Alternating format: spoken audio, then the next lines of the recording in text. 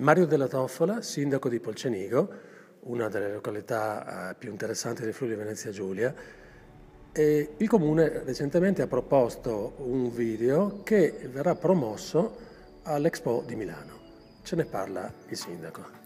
Sì, abbiamo realizzato questo video che documenta la Sagra dei Sest, ma non solo, anche il contesto, quindi tutto il territorio, mettendo in evidenza i punti più interessanti da un punto di vista naturalistico, ambientale, storico del territorio. Quindi riusciamo in pochi secondi riuscire a visualizzare la bellezza del Gorgazzo, l'area del Palù, la sorgente dell'Ivenza, la Santissima, il parco di San Floriano, il centro storico di Polcenigo, la frazione di Mezzomonte. È lungo l'elenco delle località, come dire, interessanti da visitare sul territorio, per poi focalizzarci sulla Sagra dei Sest, che è un evento, uno degli eventi più storici del Friuli Venezia Giulia dopo la Sagra degli Osei di Sacile, è la più antica fiera del territorio, siamo arrivati alla 341esima, e la cosa è interessante documentarla e far capire che il nostro territorio è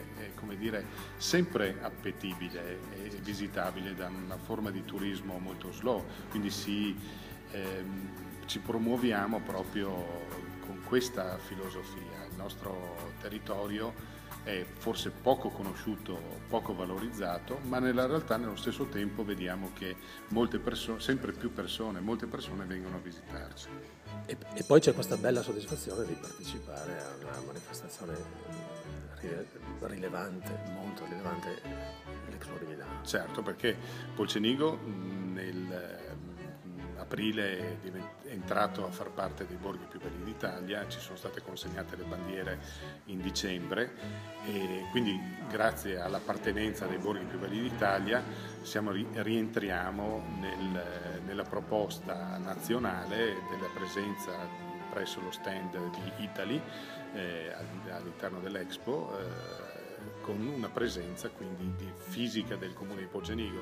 Poi nella realtà siamo presenti anche con Humus Park, un altro evento internazionale che è stato realizzato sia a Pordenone, al Museo di Torre, ma anche sull'area del Palù, che è sito UNESCO Patrimonio dell'Umanità dal 2011, e anche in questa occasione Humus Park avrà una presenza all'Expo. Poi naturalmente ci sono le presenze istituzionali con la Regione Friuli Venezia Giulia, ma anche con Lady and Chef che partecipano.